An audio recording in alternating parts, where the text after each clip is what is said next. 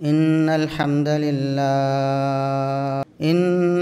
لله نحمده ونستعينه ونستغفره ونعوذ بالله من شرور أنفسنا ومن سيئات أعمالنا من يهده الله فلا مضل له ومن يضلل فلا هادي له أشهد أن لا إله إلا الله وحده لا شريك له وأشهد أن محمدًا عبده ورسوله اللهم صل على محمد وعلى آل محمد كما صليت على إبراهيم وعلى آل إبراهيم إنك حميد مجيد اللهم بارك على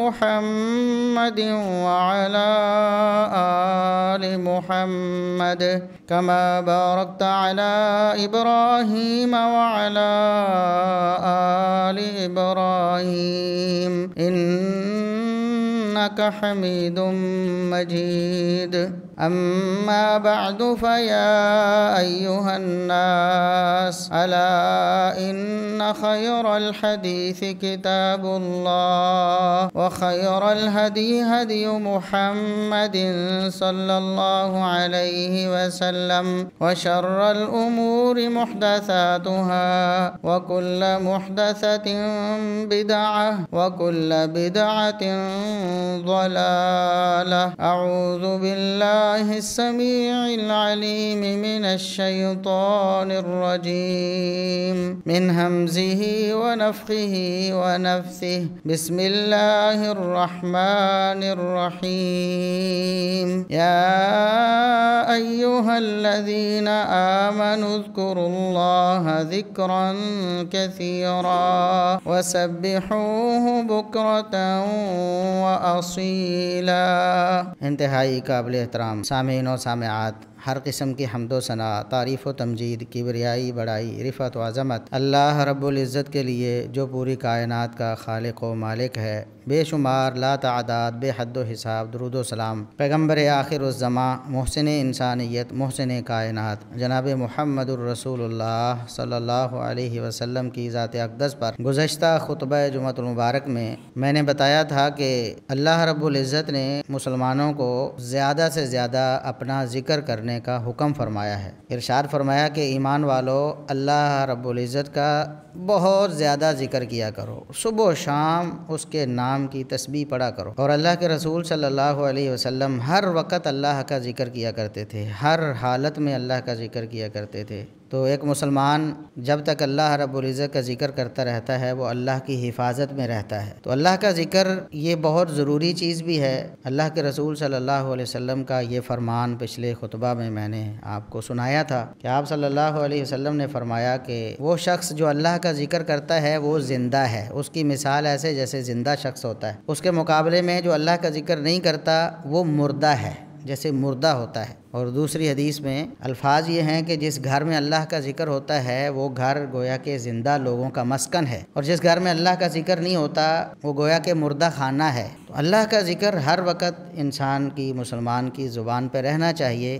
اس کے بہت زیادہ فوائد دنیاوی بھی اور اخروی بھی، مالی حوالے سے بھی، معاشی حوالے سے، معیشت کے حوالے سے، دنیا آخرت کے حوالے سے بہت زیادہ فوائد ہیں۔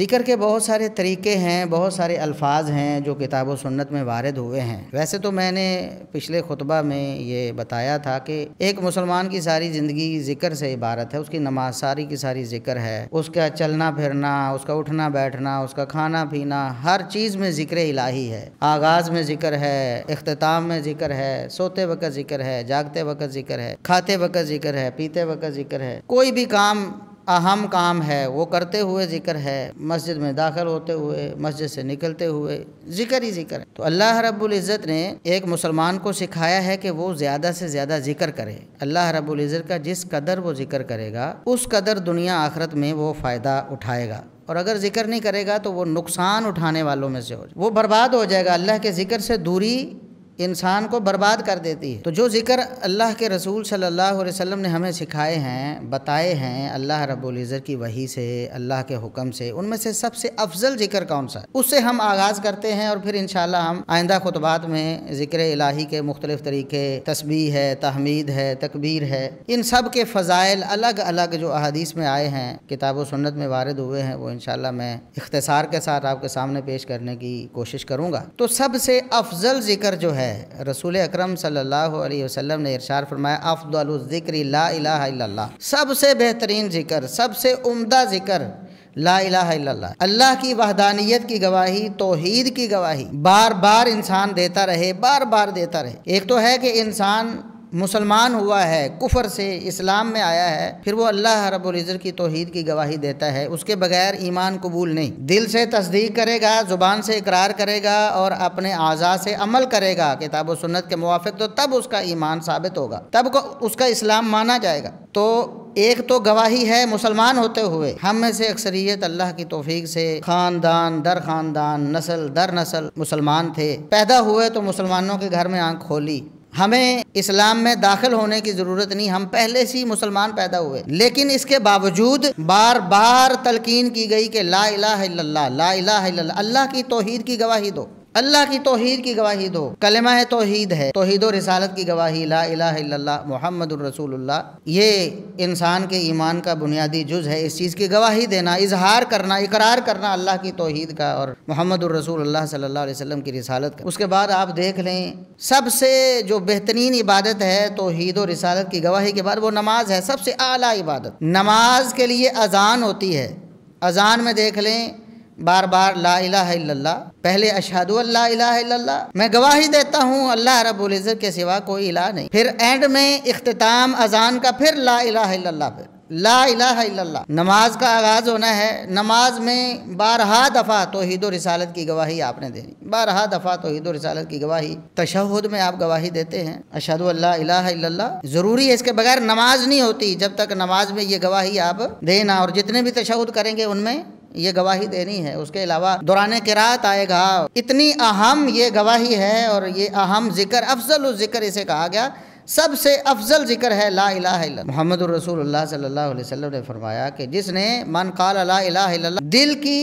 اتھا گہرائیوں سے اللہ کو راضی کرنے کے لیے اس کی توحید کی گواہی دے دی، رسمن نہیں، اوپر سے نہیں، بلکہ دل سے گواہی دی ہے اللہ رب العزت کی توحید کی، اس کی وحدانیت کی، لا الہ الا اللہ کہا، جنت میں داخل ہو، جنت میں داخل ہو گیا، اللہ نے اس کو جہنم سے بچا لیا۔ توحید کی گواہی اتنی قیمتی ہے اور اتنا اعلیٰ ذکر ہے لا الہ الا اللہ، لا الہ الا اللہ۔ تو کثرت سے ہمیں لا الہ الا اللہ کا ورد کرنا چاہیے، لا الہ الا اللہ، لا الہ الا اللہ، بار بار توحید کی گواہی دینی چاہیے، اور دل سے۔ توحید کی گواہی کا کیا مطلب ہے؟ لا الہ الا اللہ ہم کہتے ہیں، محمد الرسول اللہ صلی اللہ علیہ وسلم نے جب دعوت دی توحید کی، لوگوں کے سامنے توحید کی دعوت پیش کی، جن لوگوں کے سامنے پیش کی، ابو جہل، ابو لہب وغیرہ کفار مکہ، کیا وہ اللہ رب العزت کی ذات کا انکار کرتے تھے؟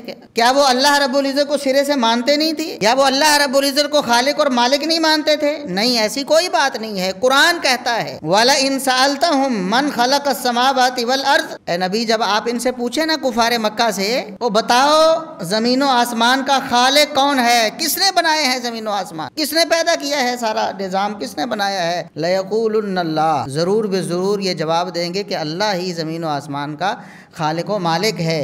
آپ ان سے پوچھیں آسمان سے بارش کون نازل کرتا ہے؟ یہ آپ کو بول کر کہیں گے اللہ رب العزت آسمان سے بارش کا نازل فرماتا ہے۔ اللہ رب العزت فرماتا ہے اے نبی جب آپ ان سے پوچھیں گے تو یہ ضرور جواب میں کہیں گے کہ اللہ ہی سارا کچھ کرنے والا۔ پھر اختلاف کیا تھا؟ محمد الرسول اللہ صلی اللہ علیہ وسلم کی توحید کی جو دعوت تھی انہیں کڑوی کیوں لگی؟ جب آپ صلی اللہ علیہ وسلم نے کہا کہ قولوا لا الہ الا اللہ، اللہ کی توحید کی گواہی دو، اللہ کی توحید کی گواہی دو، تو انہیں کیوں رسول اللہ صلی اللہ علیہ وسلم سے مسئلہ ہو گیا؟ کیوں دشمن بن گئے؟ خون کے پیاسے ہو گئے۔ جو رشتہ دار تھے، چچا لگتا ہے رشتے میں، ابو لہب، اس نے زبان درازی شروع کر دی، محمد الرسول اللہ صلی اللہ علیہ وسلم کو بد دعائیں دینا شروع کر۔ ابو جہل، وہ بھی چچا لگتا ہے رشتے میں، دشمن بن گیا۔ جنگیں ہو گئیں، خون کے پیاسے ہوئے، محمد الرسول اللہ صلی اللہ علیہ وسلم کو شہید کرنے کے درپے ہو گئے۔ وجہ کیا تھی؟ توحید کو سمجھنا پڑے گا۔ وہ کیا مسئلہ تھا، توحید کیا تھی جس کی وجہ سے وہ لوگ جو اللہ کو خالق مالک مانتے ہیں، زمین و آسمان کا نظام چلانے والا مانتے ہیں، وہ کیوں محمد صلی اللہ علیہ وسلم کے دشمن ہوئے؟ کیا مسئلہ تھا؟ یہ توحید کو سمجھنا پڑے گا۔ اللہ رب العزت نے فرمایا کہ اے نبی جب آپ ان سے پوچھیں گے نا سارے کام کون کرتا ہے تو یہ ضرور کہیں گے اللہ ہی کرتا ہے۔ پھر آپ ان سے پوچھیں اس کے باوجود جب خالق و مالک مان لیا اللہ رب العزت کو، ساری زمین آسمان کا نظام کائنات کا اللہ رب العزت کو چلانے والا مان لیا، پھر سمجھتے کیوں نہیں ہو؟ پھر شرک کیوں کرتے ہو؟ پھر اس کی توحید میں دوسروں کو شریک کیوں کرتے ہو؟ پھر اس کی عبادت میں، نظر و نیاز میں، اختیارات میں دوسروں کو کیوں شریک کر دیتے ہو؟ یہ بات کیوں نہیں سمجھتے ہو؟ اتنی آسان بات کیوں سمجھ نہیں آتی ہے؟ یہ ہے نقطہ توحید جو محمد الرسول اللہ صلی اللہ علیہ وسلم سمجھانے کے لیے آئے۔ یہ سمجھنا پڑے گا۔ وہ کہتے تھے تلبیہ پڑھتے ہوئے، حج کرتے تھے، وہ بھلا اللہ کو نہیں مانتے تھے؟ اللہ کو مانتے تھے، لیکن جس طرح محمد الرسول اللہ صلی اللہ علیہ وسلم منوانا چاہتے تھے اس طرح نہیں مانتے تھے۔ وہ تو بیت اللہ کے متولی تھے نسل در نسل، وہ تو حاجیوں کی خدمت کو بہت بڑی عبادت سمجھتے تھے، وہ تو حج کرتے تھے، تلبیہ پکارتے تھے۔ وہی تلبیہ جو آج ہم پڑھتے ہیں اس میں تھوڑا سا اضافہ کرتے تھے صرف توحید کی نفی کرنے کے لیے جو ان کو سمجھ نہیں آتی تھی یا سمجھنا نہیں چاہتے تھے۔ ہم تلبیہ کیا پڑھتے ہیں؟ لبیک اللہم لبیک لا شریک لک لبیک، اے اللہ بار بار حاضر ہوں، تیرا کوئی شریک نہیں، تیرا کوئی شریک نہیں، میں بار بار حاضر ہوں، توحید کی گواہی دیتے ہوئے۔ دیکھیں ادھر بھی توحید کی گواہی ہے، لبیک اللہم لبیک لا شریک لک لبیک، توحید کی گواہی ہے۔ مشرکین مکہ بھی اتنی گواہی وہ بھی دیتے تھے، اور آگے کیا کہتے تھے؟ الا شریکا ھو لک، یا اللہ تیرا کوئی شریک نہیں سوائے جو تو نے خود اپنے بنائے ہوئے ہیں، تو نے اپنے اختیارات اپنوں کو دیے ہوئے ہیں۔ وہ کیا کہتے تھے؟ قرآن کہتا ہے جب ان سے پوچھا جاتا ہے اللہ کو چھوڑ کر دوسروں کو کیوں پکارتے ہو، تو وہ کہتے تھے یہ اللہ کے قریب کرتے ہیں ہمیں، یہ اللہ کے قریب کرتے ہیں، ہم ان کے واسطے سے اللہ تک پہنچتے ہیں، اس لیے ہم ان کو پکارتے ہیں۔ یہ مشرکین مکہ کا قول ہے، قرآن کھول کے دیکھ لیں، یہ ہمیں اللہ کے قریب کرتے ہیں اس لیے ہم اللہ کے چھوڑ کر ان کو پکار لیتے ہیں، ان کے سامنے دعائیاں دے لیتے ہیں، فریادیں کر لیتے ہیں۔ یہ وہ مسئلہ تھا جو محمد الرسول اللہ صلی اللہ علیہ وسلم ختم کرنا چاہتے، فرمایا نہیں یہ نہیں چلے گا، اللہ نے اپنے اختیارات تو دیے ہی کسی کو نہیں، وحدہ لا شریک ہونے کا مطلب یہ ہے اس کے اختیارات میں کوئی شریک نہیں، وہ خالق ہے، پیدا کرنے والا ہے، اس نے پیدا کرنے کی صلاحیت کسی اور کو نہیں دی ہے، وہ خود خالق ہے، وہ تدبیر کرتا ہے زمین و آسمان کی، وہ کسی کا محتاج نہیں ہے، وہ خود اکیلا سارے زمین و آسمان پوری کائنات کی تدبیر کرتا ہے، وہ رزق دیتا ہے، وہ خود پوری کائنات کو رزق دیتا ہے، اس نے رزق کے خزانے کسی کو نہیں دیے ہوئے کہ کوئی کسی کا رازق بن جائے، کوئی کسی کا مالک بن جائے، اس نے یہ تقسیم نہیں کی۔ دنیا والے تقسیم کرتے ہیں، دنیا والے تقسیم کرتے ہیں، بادشاہ اپنے اختیارات کو تقسیم کرتے ہیں، کیوں؟ مجبور ہوتے ہیں، مجبوری ہے، وہ اپنے اختیارات کو خود سارے کا سارا استعمال نہیں کر سکتے، ہر فرد تک نہیں پہنچ سکتے، اس کی ضروریات کو نہیں سمجھ سکتے، اس کی بات اور فریاد کو نہیں سن سکتے۔ لاکھوں کروڑوں اربوں لوگ ہیں دنیا میں، ایک حکمران ان کا ہو، بادشاہ ہو، ہمارا ملک ہی دیکھ لیں، کروڑوں تو ہم ہیں، کس کس کی بات کون سنے گا، کیسے سنے گا، کس کے پاس جائے گا، اس کی حالت کیسے جانے گا؟ مجبوری ہے، نقص ہے، اس لیے اپنے نمائندے مقرر کرنا پڑتے ہیں، نائب بنانا پڑتے ہیں، اپنے اختیارات کو منتقل کرنا پڑتا ہے، ورنہ آپ کو پتا ہے اختیار کو منتقل کرنا کوئی آسان بات ہے؟ یہاں جب ڈکٹیٹر آتے ہیں تو سارے اختیارات کو اپنے پاس جمع نہیں کرنا چاہتے، اور عموماً ہماری جمہوریت میں بھی یہی ہوتا ہے کہ اختیارات کو تقسیم کرنا بہت مشکل ہوتا ہے، نام کے عہدے بنا دیے جاتے ہیں لیکن کوشش یہی ہوتی ہے سارا کچھ میرے پاس ہی ہوتا ہے نا۔ جب مخلوق میں یہ ہے تو اللہ خالق و مالک کیسے تقسیم کرے؟ اس کو کوئی مجبوری بھی نہیں، وہ خود ہر ایک کی فریاد سنتا ہے، ہر ایک کے مسائل کو سمجھتا ہے، ہر ایک کو رزق دے سکتا ہے، ہر ایک کو زندگی موت دے سکتا ہے، ہر ایک کو کنٹرول کر سکتا ہے، اسے اپنے اختیارات دوسروں کو دینے کی کوئی ضرورت نہیں، اس لیے اس نے اپنے اختیارات تقسیم نہیں کیے۔ یہ ہے لا الہ الا اللہ کا حقیقی مطلب، یہ ہے توحید کی گواہی حقیقت میں۔ اس لیے محمد الرسول اللہ صلی اللہ علیہ وسلم نے فرمایا جس نے لا الہ الا اللہ کہہ دیا دل کی اتھا گہرائیوں سے، اللہ کی رضا مقصود اس کے ہے اور توحید کی سمجھ ہے اس کو، پھر اس نے گواہی دے دی، جنت میں داخل ہو گیا۔ ورنہ اتنا سارا کلمہ کہنا کیا مشرکین مکہ کے لیے کوئی مشکل تھا کیا؟ وہ کہہ سکتے تھے لا الہ الا اللہ، وہ تو کہتے تھے لا الہ الا اللہ، نہیں کہتے تھے، انہیں پتا تھا کہ ہم محمد الرسول اللہ صلی اللہ علیہ وسلم جو کہہ رہے ہیں اس طرح اگر ہم ان کا کلمہ پڑھیں گے، لا الہ الا اللہ کی گواہی دیں گے تو پھر ہمیں یہ سارا کچھ چھوڑنا پڑے گا، یہ لات منات بت یا عزا ہبل سب چھوڑنے پڑیں گے، سب سے برات کا اظہار کرنا پڑے گا۔ اور وہ یہی کہتے تھے کہ محمد الرسول اللہ صلی اللہ علیہ وسلم توحید کی دعوت لے کے اور کہتے ہیں ایک ہی خالق مالک رازق، ایک ہی مشکل کشا داتا حاجت روا دستگیر ایک ہی ہے۔ اجعل الالہۃ الہا واحدا ان ھذا لشیء عجاب۔ اللہ نے فرمایا قرآن میں مشرکین یہ کہتے تھے، دیکھو یہ جو محمد صلی اللہ علیہ وسلم ہیں انہوں نے سارے اختیارات ایک ہی اللہ کو ہی دے دیے، بس ایک ہی الہ کر دیا ہے۔ یہ تو بڑی عجیب چیز ہے، ہم تو دادا پردادا سے نسل در نسل یہ سنتے آئے ہیں کہ فلاں فلاں فلاں فلاں بھی کرنی بھرنی والا ہے۔ یہ ہے توحید، اس کو سمجھ کے اگر آپ گواہی دیں گے سیدھے جنت میں چلے جائیں گے۔ ایک دفعہ کلمہ کہا ہے، قیامت کے دن ایک شخص لایا جائے گا اللہ کے دربار میں، اللہ رب العزت اس کے سامنے اس کی برائیاں اس کا گناہ رکھے گا، اللہ پوچھے گا بتا میرے بندے یہ سب کچھ کر کے آیا ہے نا؟ انکار کی تو کوئی مجال ہی نہیں، ماننا پڑے گا، تسلیم کرنا پڑے گا، ہاتھ پاؤں بول رہے ہوں گے، اعضاء گواہی دے رہے ہوں، کہے گا یا اللہ واقعی میں نے سارے گناہ کیے ہیں، یہ جرم میرے ہی ہیں۔ فرمایا ان میں سے کسی کا انکار کر سکتے ہو؟ کہے گا نہیں یا اللہ ان میں سے کسی کا انکار نہیں کر سکتے، میرے پاس تو کچھ بھی نہیں ہے، اتنے دفتر۔ اللہ فرمائے گا ہمارے پاس تمہاری ایک نیکی ہے، ایک نیکی ہے تمہاری ہمارے پاس، ہم نے محفوظ کی تھی، تم نے دنیا میں کی تھی وہ نیکی۔ وہ کہے گا یا اللہ 99 رجسٹر ہیں گناہوں کے بھرے ہوئے، ان کے مقابلے میں ایک نیکی ایک کاغذ پہ لکھی ہوئی وہ کیا کرے گی یا اللہ، میرے کیا کام آئے گی؟ یہاں تو تولا جائے گا اعمال کو، ایک کاغذ کے ٹکڑے پہ لکھا ہوا ایک کلمہ، یا اللہ مجھے کیا دے گا وہ، مجھے کیا فائدہ ہوگا؟ فرمایا ٹھہرو، ہمارے ہاں انصاف ہوتا ہے، عدل ہوتا ہے، ہمارے ہاں قدر ہوتی ہے، ایک نیکی جو تم نے کی ہے تولا اس کو بھی جائے گا، چاہے مقابلے میں 99 رجسٹر ہیں۔ جب رکھا جائے گا ایک طرف 99 رجسٹر ہیں، ایک طرف ایک ٹکڑا ہے کاغذ کا جس پہ ایک کلمہ لکھا ہے، کلمہ کیا ہے؟ لا الہ الا اللہ۔ اس نے توحید کو سمجھ کر اللہ رب العزت کو راضی کرنے کے لیے ایک دفعہ زندگی میں کہا لا الہ الا اللہ، یا اللہ تیرے سوا کوئی معبود نہیں، کوئی الہ نہیں، کوئی مشکل کشا نہیں، میرا صرف تو ہے، تیری وحدانیت کی گواہی دیتا ہوں۔ یہ ٹکڑا 99 رجسٹروں کے مقابلے میں رکھا جائے گا، 99 رجسٹر اوپر چلے جائیں گے، چھت کو لگ جائیں گے اور یہ زمین کو چھو جائے گا۔ اللہ رب العزت فرمائے گا جاؤ جنت میں چلے جاؤ، ایک کلمہ۔ اسی لیے تو فرمایا کہ جو توحید کو سمجھ کر اس کے تقاضوں کو سمجھ کر گواہی دیتا ہے، ایک گواہی اس کی جنت میں جانے کے لیے کافی ہو جائے۔ اسی لیے محمد الرسول اللہ صلی اللہ علیہ وسلم نے فرمایا من کان آخر کلامہ لا الہ الا اللہ دخل الجنہ، جس کا آخری کلام لا الہ الا اللہ ہو گیا جنت میں داخل ہو گیا، مرتے ہوئے جس کو کلمہ نصیب ہو گیا۔ کیا مطلب؟ کیا جو بھی زندگی میں شرک کفر جو مرضی کرتا رہے اور جب اس کی جان نکالی جا رہی ہو لا الہ الا اللہ کہتے تو کیا جنت میں چلا جائے گا؟ قرآن نے کہا فرعون کے پاس جب فرشتے آ گئے نا موت روح نکالنے کے لیے، غرق ہونے لگا، حتی اذا ادرکہ الغرق قال آمنت انہ لا الہ الا الذی آمنت بہ بنو اسرائیل، میں اعلان کرتا ہوں بنو اسرائیل یعنی موسیٰ علیہ السلام اور ان کے ماننے والے جس پر ایمان لائے ہیں، میں اسی اللہ پر ایمان لاتا ہوں، اس کے سوا کسی کو معبود نہیں سمجھتا۔ لیکن کیا ہوا؟ اللہ رب العزت نے فرمایا الآن وقد عصیت قبل وکنت من المفسدین، موقع وہ تھا، یہ آخر میں تو اظہار ہے اپنی ساری زندگی کا کہ ساری زندگی توحید پہ کاربند رہے ہو، یا جب سے اللہ نے سمجھ دی ہے توحید کی کاربند ہو گئے ہو، پھر آخر میں یہی کلمہ پڑھ کے آئے ہو تو جنت میں چلے جاؤ۔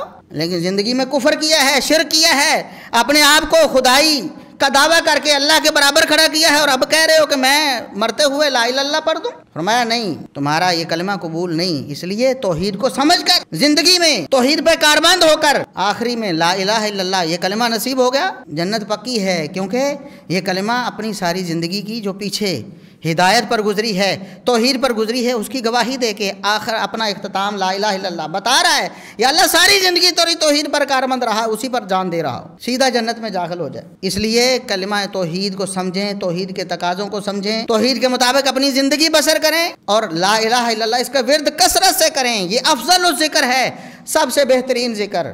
محمد الرسول اللہ صلی اللہ علیہ وسلم نے ایک حدیث میں فرمایا افضل الذکر لا الہ الا اللہ و افضل الدعاء الحمدللہ، سب سے بہترین ذکر لا الہ الا اللہ ہے اور بہترین دعا الحمدللہ ہے۔ اللہ کی تسبیح یہ بھی دعا ہے، آپ اللہ کی تسبیح کریں گے، اللہ کی توحید کی گواہی دیں گے، آپ کی حاجتیں اللہ خود ہی پوری کرتا جائے گا، آپ کو زبان سے اپنی حاجت پکارنے کی ضرورت ہی نہیں رہے گی۔ ہمارا سب سے بہترین دعا الحمدللہ ہے۔ تو ذکر الہی ایک انسان ایک مسلمان کے لیے یہ زندگی ہے، اس کے بغیر سمجھو موت ہے، مردہ ہے، انسان زندہ لاش ہے۔ اپنے آپ کو ذکر کا خوگر بنائیں، ہر وقت چلتے پھرتے اللہ کا ذکر کریں، خصوصاً کلمہ توحید بار بار پڑھیں، بار بار پڑھیں۔ رسول اللہ صلی اللہ علیہ وسلم نے فرمایا جو شخص روزانہ لا الہ الا اللہ وحدہ لا شریک لہ لہ الملک و لہ الحمد وہو علی کل شیء قدیر، اتنا سا کلمہ ہے، 1 منٹ میں آپ اس کو شاید 15-20 بار پڑھ سکتے ہیں۔ 100 دفعہ جو پڑھتا ہے 5 منٹ لگیں گے، 7 منٹ لگیں گے۔ 100 دفعہ جو یہ پڑھ لیتا ہے توحید کی گواہی دے کر اللہ کا یہ ذکر کر لیتا ہے، فرمایا اس کو 10 غلام آزاد کرنے کا ثواب ملتا ہے، 10 غلام آزاد کرنے کا، اس کے 100 گناہ اللہ معاف کر دیتا ہے، اس کی 100 برائیاں اللہ اس سے دور کر دیتا ہے، 100 درجات اس کے بلند کر دیتا ہے، نیکیاں اس کے کھاتے میں لکھ دیتا ہے۔ اور فرمایا کہ اتنا ثواب ہے کوئی ذکر اس کا مقابلہ نہیں کر سکتا، کوئی نیکی اس کا مقابلہ نہیں کر سکتی۔ جس نے 100 دفعہ یہ کر لیا، لا الہ الا اللہ وحدہ لا شریک لہ لہ الملک وله الحمد وهو علی کل شیء قدیر، کوئی بھی ذکر، کوئی عبادت اس کا مقابلہ نہیں کر سکتا۔ جتنے مرضی ذکر تسمیہ پھیرتا رہے اس کا مقابلہ نہیں کر سکتے۔ ہاں وہ مقابلہ کرے گا، وہ اس سے آگے جا سکتا ہے جو 100 سے زیادہ دفعہ اس سے زیادہ پڑھ لے۔ اس نے 100 دفعہ پڑھا ہے، وہ 200 دفعہ پڑھ لے، وہ 150 دفعہ پڑھ دے، 125 دفعہ پڑھ دے، وہ اس سے آگے نکل سکتا ہے نیکی میں، دوسرا کوئی آگے نہیں نکل سکتا۔ کیسا ہے دنیا کی جو دولت ہے، دنیا کا سٹیٹس، اس لیے ہم دوڑ لگاتے ہیں۔ آخرت کے لیے، اللہ کے ہاں درجات کے لیے، نیکیوں کے لیے ہم دوڑ نہیں لگاتے۔ ایک انسان کی کوشش ہونی چاہیے، میرے آس پاس جتنے لوگ ہیں میں سب سے زیادہ اللہ کو راضی کر لوں، سب سے زیادہ نیکیاں کما لوں، جنت میں میرا درجہ سب سے زیادہ ہو۔ صحابہ کرام رضوان اللہ علیہم اجمعین، ان کی یہی حالت ہوتی، وہ ایک دوسرے سے نیکیوں میں آگے بڑھتے تھے۔ وہ تو یہ خواہش کرتے تھے کہ اللہ کے رسول ہمیں بتائیں، فلاں تو صدقہ و خیرات کر کے آگے چلے گئے، ہمارے پاس مال نہیں، ہم کیا کریں؟ فرمایا یہ ذکر کرو، یہ ذکر کر کے تم ان کے برابر ہو سکتے ہو، ذکر کر کے تم ان کے برابر ہو سکتے ہو، ان سے آگے نکل سکتے ہو۔ وہ تو صرف یہ کر رہے ہیں، تم ذکر کرو زیادہ سے زیادہ۔ عرض کرتے ہیں اللہ کے رسول ان کو بھی پتہ چل گیا ہے، انہوں نے صدقہ و خیرات کے ساتھ یہ ذکر بھی شروع کر دیا، اب ہم کیا کریں، ہمارے پاس تو مال نہیں ہے۔ یہ صحابہ کی تڑپ ہے، اور ہم صرف دنیا میں ایک دوسرے سے آگے بڑھنے کی کوشش کرتے ہیں۔ اللہ سے دعا ہے کہ اللہ رب العزت ہمیں اپنے ذکر کی توفیق عطا فرمائے۔ سبحان ربک رب العزت عما یصفون وسلام علی المرسلین والحمد للہ رب العالمین۔